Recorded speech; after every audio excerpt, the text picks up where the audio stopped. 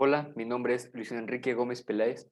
Soy estudiante de la Facultad de Medicina y Cirugía de la Universidad Autónoma Benito Juárez de Oaxaca y a continuación vamos a platicar un poco sobre el EPOC, que es la enfermedad pulmonar obstructiva crónica. Esta enfermedad pertenece a las denominadas enfermedades crónico-degenerativas y como sabemos son no transmisibles.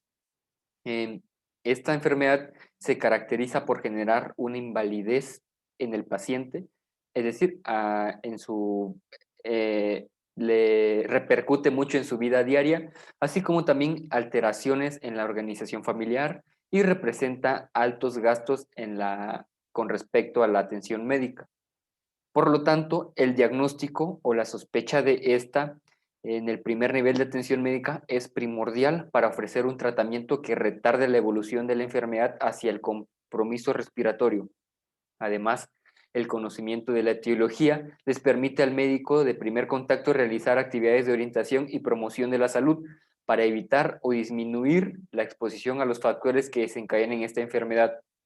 Y bueno, finalmente, es importante comentar también, antes de empezar, porque hay que tener en cuenta que el EPOC es un problema de salud mundial que debido a la exposición de los altos índices de contaminación atmosférica, así como al alto índice de fumadores jóvenes y a la tendencia de la población hacia el envejecimiento, es una gran enfermedad que se encuentra presente y cada vez va en aumento y que, eh, como veremos más adelante, la clasifican como la cuarta enfermedad con mayor mortalidad y mortalidad en el mundo.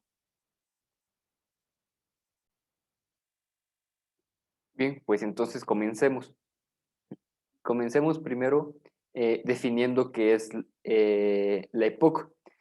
La EPOC, como les mencionaba, es la enfermedad pulmonar obstructiva crónica, que es una enfermedad crónico-degenerativa que se presenta en adultos mayores de 50 años y representa una de las principales causas de morbilidad y mortalidad. Y se define como un estado patológico que se caracteriza por una limitación del flujo de aire que no es del todo reversible. La EPOC incluye al enfisema, que es un cuadro que se define en términos anatómicos y que se caracteriza por destrucción y ensanchamiento de los alvéolos pulmonares, así como también se caracteriza por la bronquitis crónica, que es un cuadro que se define en términos clínicos por tos crónica productiva y finalmente la enfermedad de las vías respiratorias finas, en las que se estrechan los bronquiolos finos. Con respecto a la epidemiología, la EPOC actualmente ocupa el cuarto lugar entre las principales causas de morbilidad y mortalidad en el mundo, y su prevalencia depende del país, la edad y el sexo, pero se aproxima a un 10% en personas mayores de 40 años y afecta más a hombres que a mujeres. Pero esta diferencia puede cambiar ya que los países desarrollados cada vez más mujeres han adquirido el hábito de fumar y en los países en desarrollo las mujeres no fumadoras están expuestas a productos de la combustión de biomasa. Y en, y en América Latina se realizó un estudio multicéntrico denominado Platino, en el que se reportaron datos de 5 ciudades: Sao Paulo, Ciudad de México, Montevideo, Santiago de Chile y Caracas, sobre la situación epidemiológica del EPOC, que va desde el 7,8% en México hasta un 19,7% en Montevideo. En México existen muy pocos estudios relacionados con la EPOC.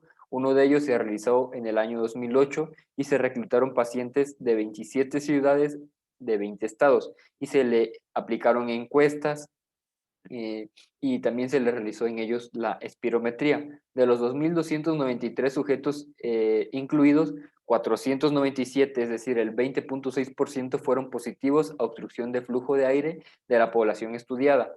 Los pacientes que presentaron obstrucción fueron los que habían fumado más cigarrillos por más años y las mujeres que presentaban una mayor exposición a humo de biomasa con respecto a los hombres.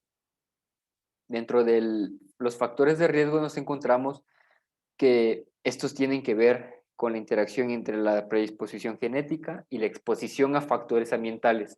La prevalencia del EPOC y la del tabaquismo están directamente relacionados, sin embargo, el desarrollo de la enfermedad es multifactorial. Y uno de los factores de riesgo más importantes es la contaminación atmosférica en el exterior, en el espacio laboral y en los espacios interiores. Con respecto al tabaco, como sabemos, este contiene nicotina, la cual se evapora al encender el cigarrillo y se deposita en los pulmones.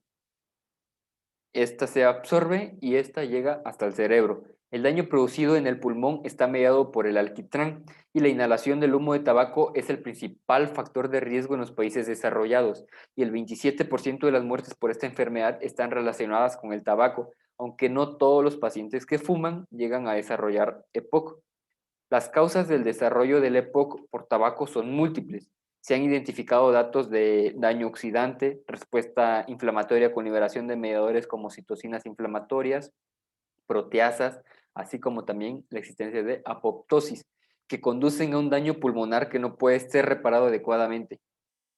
Con respecto ahora a los factores genéticos, el factor genético más conocido en el desarrollo del EPOC es la deficiencia de la enzima alfa-1 antitripsina, la AAT, que es un inhibidor de proteasa más importante del organismo humano.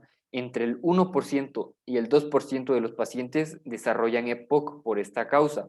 El gen de la alfa-1 antitripsina se transmite por herencia autosómica codominante, de manera que cada alelo recibido de cada progenitor se expresa independientemente al 50%.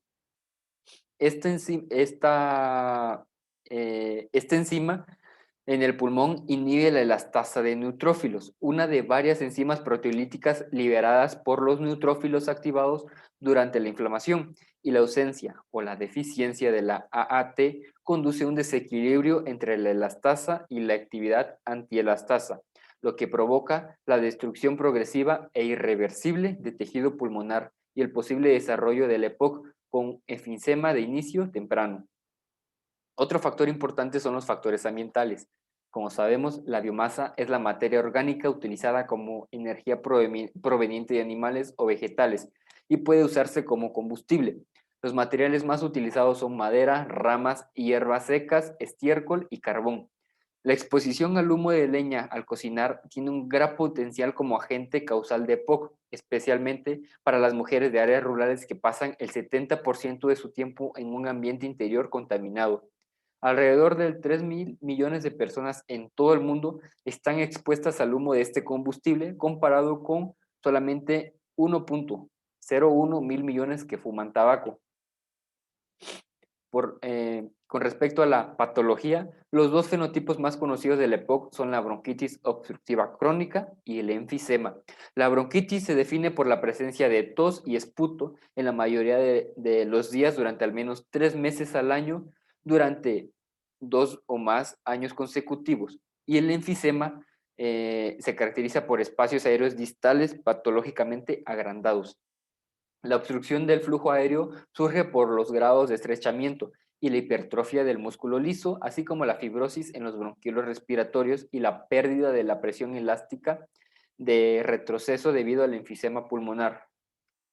El proceso inflamatorio del EPOC se inicia cuando se inhalan gases nocivos y se caracteriza por el aumento del número de macrófagos alveolares, neutrófilos y linfocitos T, predominantemente los TC1, TH1 y TH12, y las células linfoides innatas que secretan una variedad de mediadores proinflamatorios, citocinas, quimiosinas, factores de crecimiento y mediadores lipídicos.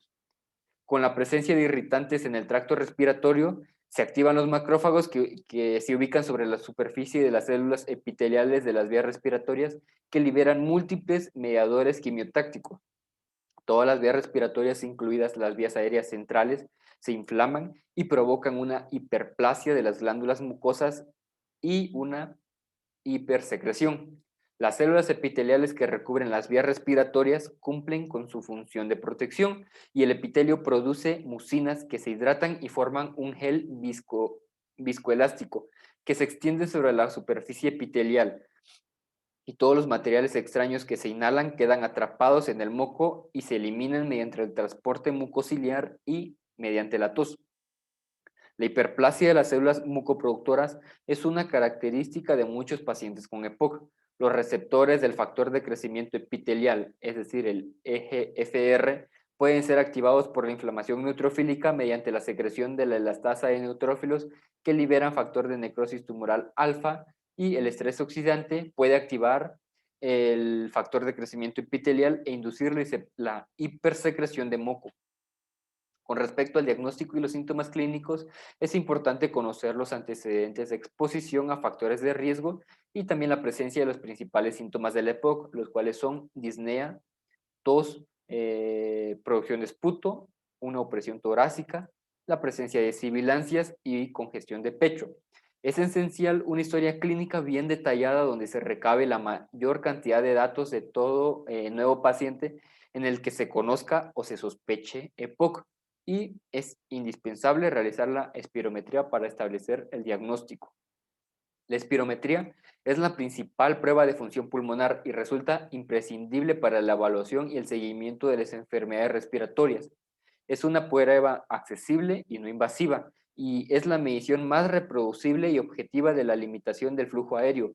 Las principales variables de la espirometría son la capacidad vital forzada, que sus siglas es CVF, y el volumen expiratorio forzado en el primer segundo, que por sus siglas se le llama FEP1. La CVF representa el volumen máximo de aire exhalado en una maniobra expiratoria de esfuerzo máximo, iniciada tras una maniobra de inspiración máxima, expresada en litros, y el FEP1 corresponde al volumen máximo de aire exhalado en el primer segundo de la maniobra de FVC, también expresada en litros, y a su vez existe el coeficiente FEP1 CVF, que muestra la relación entre ambos parámetros. La espirometría puede realizarse después también. Es importante que esta se realice después de la administración de un broncodilatador inhalado de acción corta, lo que reduce la variabilidad y la presencia de un valor de volumen expiratorio máximo en un segundo entre la capacidad vital forzada FEP1 postbroncodilatador menor al 0.70 confirma la existencia de una limitación persistente del flujo aéreo. Y bueno, dentro de los indicadores clave para contemplar el diagnóstico de EPOC nos encontramos que la disnea, que esta es progresiva a lo largo del tiempo y es característica que empeore con el ejercicio persistente. Por otra parte, también la tos crónica, que puede ser intermitente y puede ser no productiva. También con la presencia de sibilancias recurrentes o la producción crónica de esputo, que cualquier patrón de producción de esputo puede indicar una EPOC. También los antecedentes de factores de riesgo son importantes, los propios del huésped, como aquellos como son los factores genéticos, anomalías congénitas o anomalías del desarrollo, que humo del tabaco, que esté expuesto también a humo de la cocina del hogar o a los combustibles utilizados para la calefacción, que esté expuesto a polvos, vapores, humos, gases y otras sustancias químicas del entorno laboral. Así también los antecedentes familiares de POC, por ejemplo, bajo peso al nacer o las infecciones respiratorias durante la infancia. Es importante hacer el diagnóstico diferencial del EPOC con el asma, ya que en algunos pacientes con asma crónica no es posible establecer una distinción clara respecto al EPOC con el empleo de las exploraciones de imagen y las técnicas de evaluación fisiológica actualmente existentes. En estos pacientes, el manejo actual de la enfermedad es similar al del asma, y otros posibles diagnósticos pueden ser más fáciles de diferenciar, pero hay que tenerlos en cuenta. Para comenzar, como podemos observar, la EPOC se da en un inicio de edad media de la vida, son síntomas lentamente progresivos, el paciente presenta antecedentes de tabaquismo o exposición a otros tipos de humos, y por otra parte, el asma se da en una edad temprana de la vida, que es a menudo en la infancia, y los síntomas varían ampliamente de un día a otro. Y los síntomas pueden empeorar o más bien Es característico que empeoren durante la noche y a la primera hora de la mañana. También son pacientes que presentan alergia, rinitis y o eczema. Y en estos pacientes tienen antecedentes familiares de asma o existe la coexistencia de obesidad. Otro diagnóstico diferencial es la insuficiencia cardíaca congestiva, que mediante la radiografía de tórax, esta nos va a mostrar una dilatación cardíaca, también la presencia de edema pulmonar, y las pruebas de la función pulmonar indican una restricción de volumen y no una limitación del flujo aéreo como se presenta en la EPOC. Las bronquiectasias se caracterizan por volúmenes elevados de esputo purulento y se asocia con frecuencia a infecciones bacterianas. La radiografía y tomografía computarizada de tórax muestran una dilatación bronquial, un engrosamiento de la pared bronquial también. Otro diagnóstico diferencial que nos encontramos es la tuberculosis, que inicia a cualquier edad, y la radiografía de tórax muestra un infiltrado pulmonar y se requiere su confirmación microbiológica, así como también su prevalencia local es elevada debido a que es muy fácil contagiarse. La bronquiolitis obliterante se da a una edad más temprana y son pacientes no fumadores y puede haber antecedentes de artritis reumatoide o de exposición aguda a humos y se observa después de un trasplante de pulmón o de médula ósea. La tomografía computarizada a la expiración muestra áreas hipodensas. Y por último, otro diagnóstico diferencial es la panbronquiolitis difusa, que se observa predominantemente en pacientes de origen asiático y la mayor parte de los pacientes son varones y no fumadores, y casi todos tienen sinusitis crónica. La radiografía y la tomografía computarizada de alta resolución del tórax muestran opacidades nodulares centrolobulillares pequeñas y difusas, así como hiperinsuflación. Es importante hacer una evaluación de la enfermedad en aquellos pacientes con EPOC, que el objetivo es determinar la gravedad de la limitación del flujo aéreo, sus repercusiones en el estado de salud del paciente y el riesgo de episodios futuros como exacerbaciones o ingresos hospitalarios o la muerte, con objeto de que ello pueda servir luego de una guía para el tratamiento. En la tabla 2.4, esta nos presenta la clasificación de la gravedad de la limitación del flujo aéreo en la EPOC. Y bueno, como vemos, esta tabla viene en las guías GOLD del manejo de EPOC y la clasifican la evaluación del desarrollo de esta enfermedad como GOLD 1, que es una enfermedad leve, y son aquellos pacientes con una FEP1 mayor o igual al 80% del valor predicho, que es menor al 0.70. La GOLD 2, que es una enfermedad moderada, que son aquellos pacientes que presentan un 50% menor o igual de FEP1 y una disminución del 80% del valor predicho. La GOLD 3, que es una enfermedad grave, que estos pacientes ya presentan un 30% menor o igual de FEP1 y una disminución del 50% del valor predicho. Y ya la GOLD 4 es una enfermedad muy grave, que son pacientes con una FEP1 menor al 30% del valor predicho. Y bueno, la vacuna en estos pacientes es muy importante. Dentro de las vacunas importantes nos encontramos la vacuna antigripal, que puede reducir las enfermedades graves como las infecciones de vías respiratorias bajas que requieren hospitalización y la muerte de los pacientes con EPOC. Por otra parte, la vacuna antineumocócica en la población en general de adultos de edad mayores o igual a 65 años, la vacuna antineumocócica conjugada 13 valente, la PCV13, ha mostrado una eficiencia significativa en la reducción de la bacteriemia y la enfermedad neumocócica invasiva grave.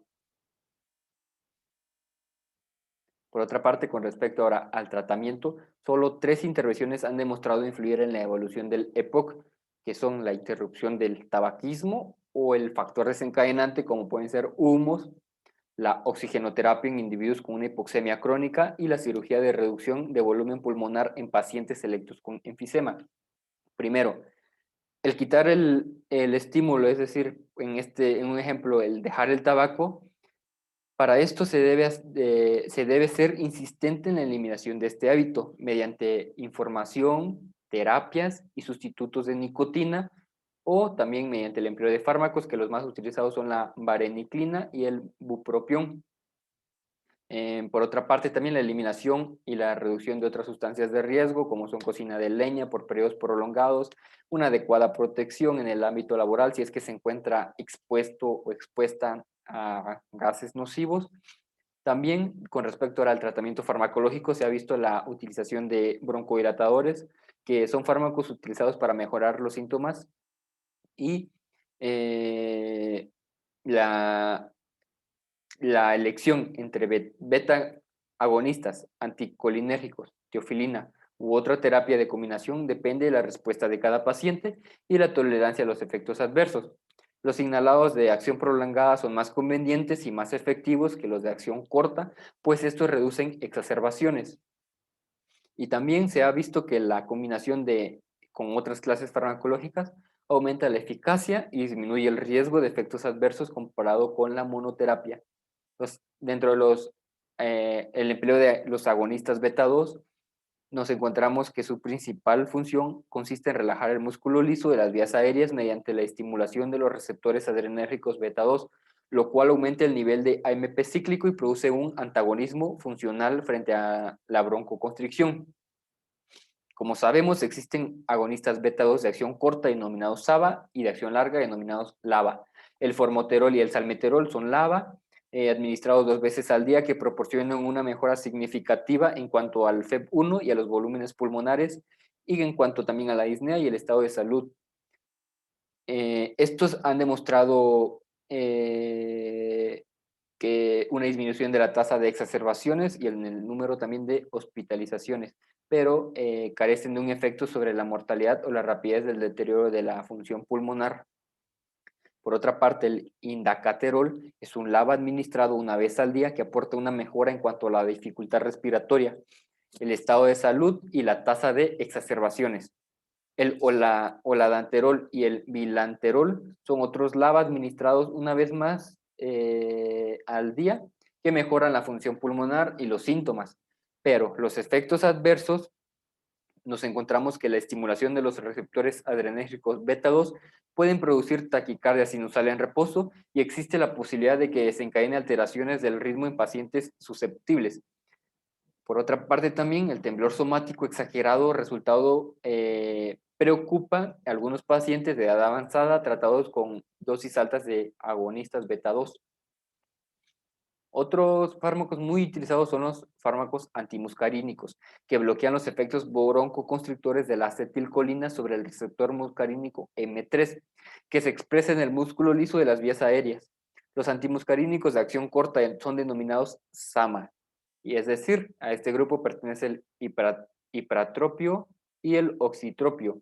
Y los antagonistas antimuscarínicos de acción larga, denominados LAMA, como tiotropio, aclidinio, bromuro de glicopironio y umeclidonio, que actúan sobre los receptores de manera diferentes. Dentro de los efectos adversos nos encontramos que los fármacos anticolinérgicos inhalados se absorben mal y ello limita los efectos sistémicos molestos que se observan con la atropina. Un uso amplio de esta clase de fármacos en una gran variedad de dosis y contextos clínicos ha demostrado que son muy seguros y el principal efecto secundario es la sequedad de boca. Por otra parte, ahora con las metilsantinas, continúa habiendo una controversia respecto a los efectos exactos de los derivados de las santinas. La teofilina, que es la metilsantina más comúnmente utilizada, es metabolizada por oxidasas de función mixta del citocromo P450 y la eliminación de este fármaco va disminuyendo con el paso de la edad. Dentro de los efectos adversos nos encontramos que la toxicidad está relacionada con la dosis y esto resulta especialmente problemático con los derivados de las antinas debido a que su margen terapéutico es bajo y la mayor parte de los efectos beneficiosos se producen tan solo cuando se alcanzan dosis máximas próximas a las tóxicas. Ahora, con respecto a los glucocorticoides inhalados en pacientes con EPOC con una FEP1 menor al 60%, el uso de este fármaco mejora síntomas, función pulmonar y disminuye el riesgo de exacerbaciones. Por otro lado, estos fármacos aumentan el riesgo del desarrollo de una neumonía en estos pacientes y, como sabemos, la monoterapia por un tiempo prolongado no es recomendada y pues tampoco el uso de glucocorticoides orales por grandes periodos de tiempo. Por otra parte, la terapia que ha mostrado una gran ayuda en estos pacientes es la administración de oxígeno, que ha disminuido la mortalidad en pacientes con EPOC y en hipoxemia en reposo. Se ha documentado la influencia decisiva en las tasas de mortalidad. Bueno, pues espero que esto haya sido de su agrado y les haya aportado un poco hacia su conocimiento sobre la EPOC, que es una enfermedad que va en aumento debido a tanta contaminación que existe en el mundo y también al aumento del hábito tabáquico que existe a más tempranas edades. Mi información fue recopilada de las guías Gold y también de las guías de práctica clínica de la enfermedad pulmonar obstructiva crónica principalmente, así como también de otras revistas científicas que vemos ahí las referencias bibliográficas de cada una de ellas. Muchas gracias por acompañarme y hasta luego.